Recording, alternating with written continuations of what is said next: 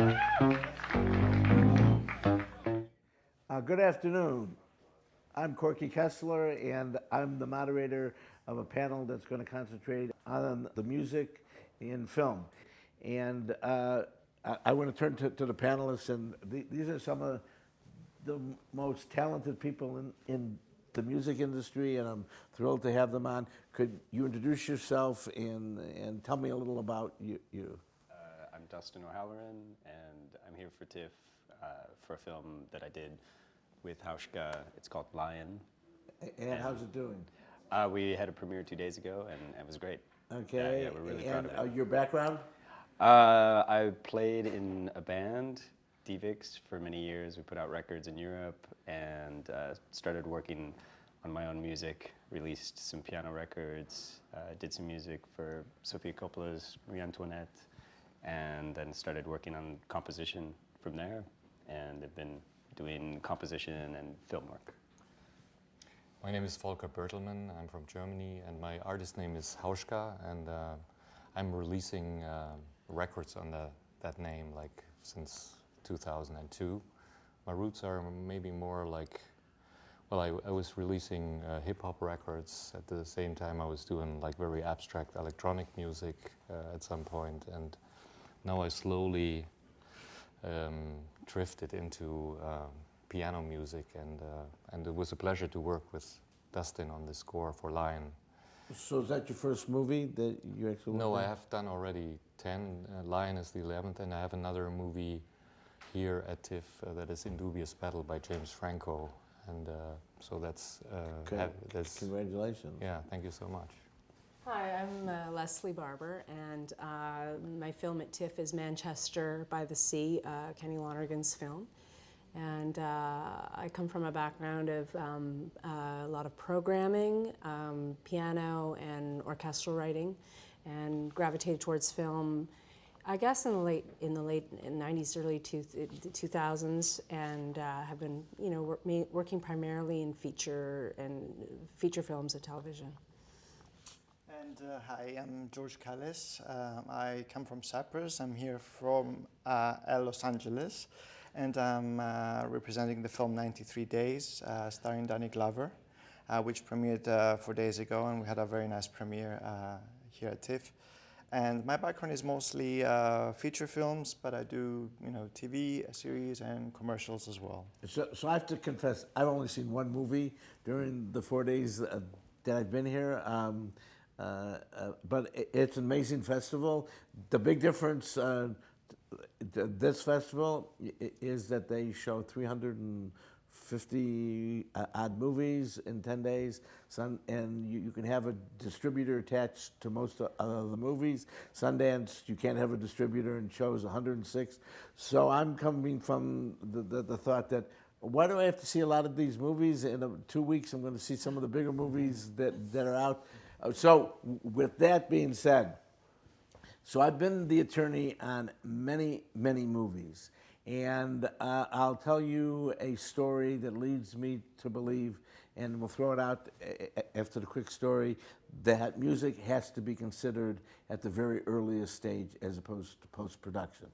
I represented a movie called Design, and it showed at Sundance. And it was one of the darkest movies that you'd ever see. In fact, it's a movie that you would see and you'd want to kill yourself afterwards. It was that dark. But but at the end of the day, there was music, part of this movie. And we had distributors that came to us and said, we would like to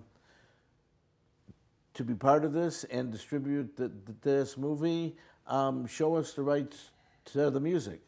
And my client had none.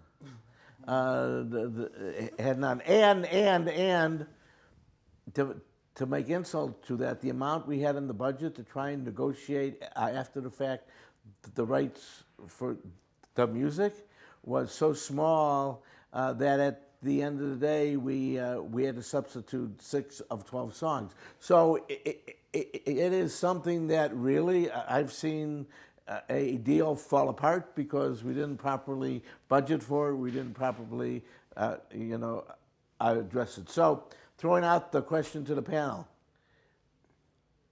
how are we going to convince filmmakers that they should consider music at some beginning stage when most of them really don't?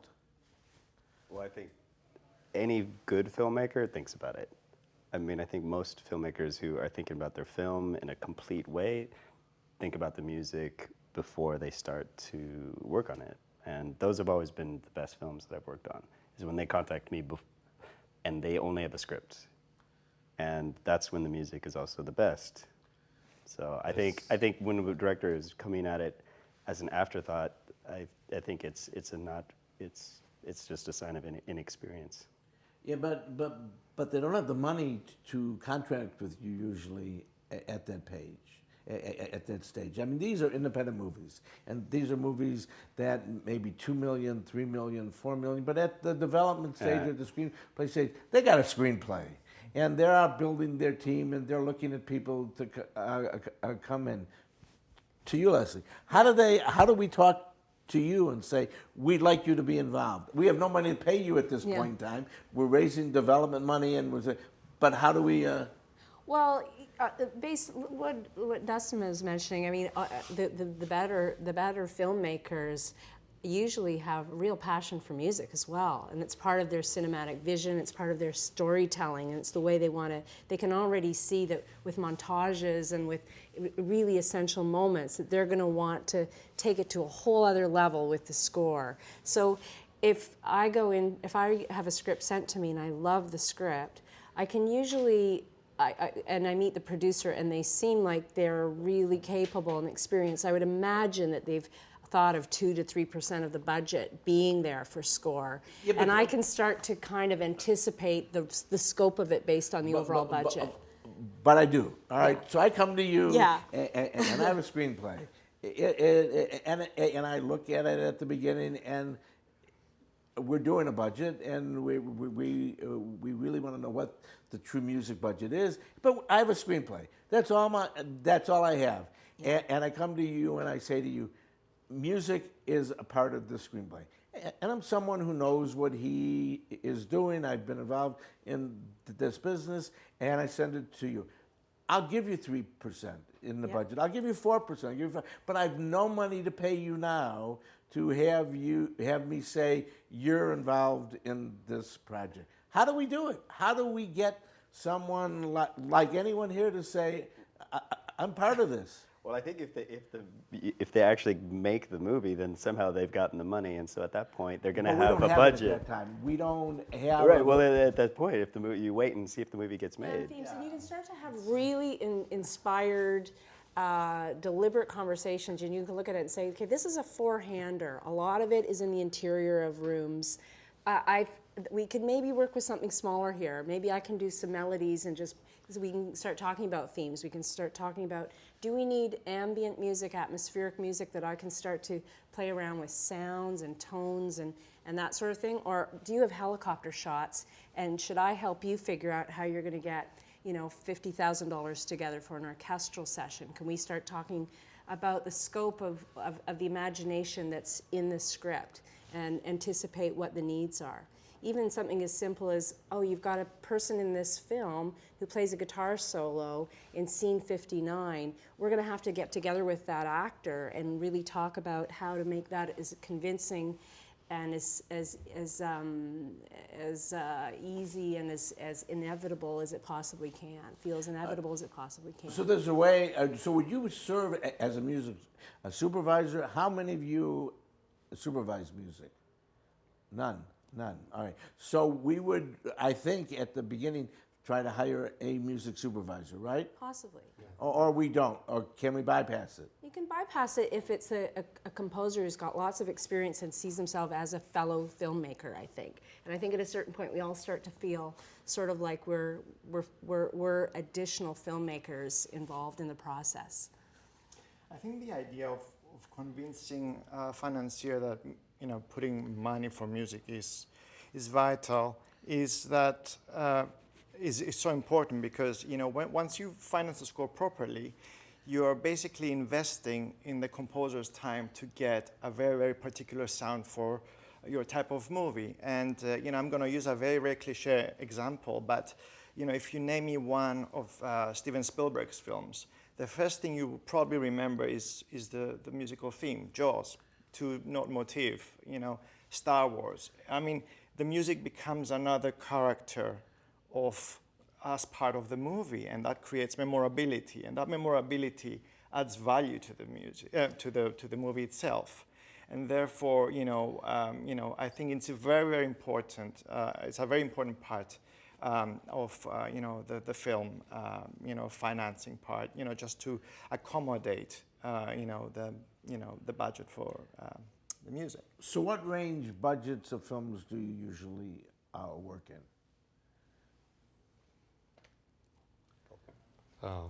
That depends. I would say in Germany, where I'm from, Yeah. I would say the American independent budget is in a way similar to a German regular film. So we are much lower in terms of the budget. 2 million, 3 Yeah, million? I think it starts right there. Yeah. And but you know, going back to your question, I think it always depends how early you start to communicate. And solving problems are not able to be solved when you start very late in the process and you put pressure on the communication. So I think if I would have 2 million for a film and I want to have a great composer, I would start very early in the discussion and you know, discuss how I can make it happen. If you start already when everything is gone, it's very hard to convince and get like things rolling. You know? When you think of the songs, when does that come? The score, all right, I'm coming to you, I've got a budget, I got some money, I'm giving you 3-4% of the budget. When do we talk about the actual songs? What do you mean songs? What? What do you mean songs? The people that are singing actual songs throughout the movie. Usually the music supervisor. So that you need a music Yeah, supervisor. usually. Unless They're you're writing most, an original song, yeah. Or And it's a different budget. Are you talking about a musical? No. Yeah. You've got music, you've got singing and songs Pop tracks, rock tracks, in a lot that of type, films. Crazy Heart, and all these Little Miss Sunshine and all. They have actual songs that are performed, and they could be originals or they could be music that you bring in. Like I'm doing a film based on the Freedom Riders.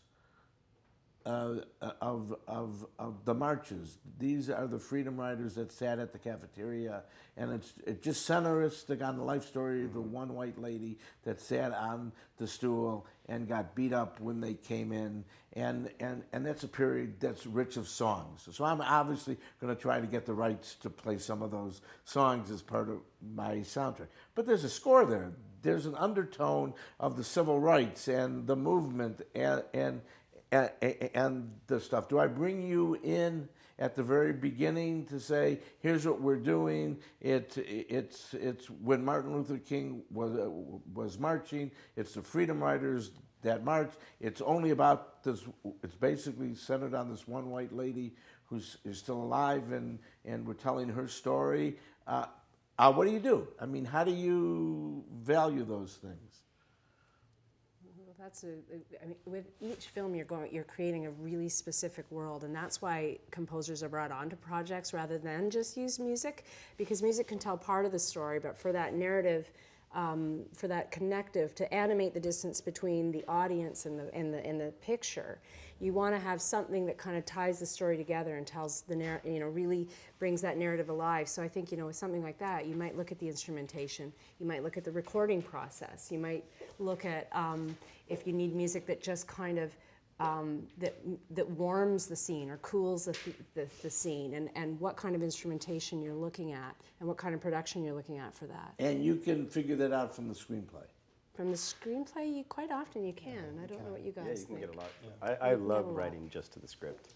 Pardon? I like writing just to the script in the beginning. Yeah, okay, so you take a script and you dissect it and you come back and say, and you give samples of what your score will be like. You can write a little suite, basically, of 5 minutes, based on themes that inspired you from the script. So those motifs or themes that you write can eventually be developed on the picture as when the picture is locked. So, Do most of you, are most of your films foreign films, or most of them United States, domestic movies, or a combination of both? It's a combination. Yeah, it's a combination. A lot of co-pros, a lot of, some things are completely American. I think all of us are kind of in that situation. Yeah. If you look at the world and you're looking at a movie that's going to be shown worldwide, and there's a world out there, different cultures, different nuances, do you look at the score differently?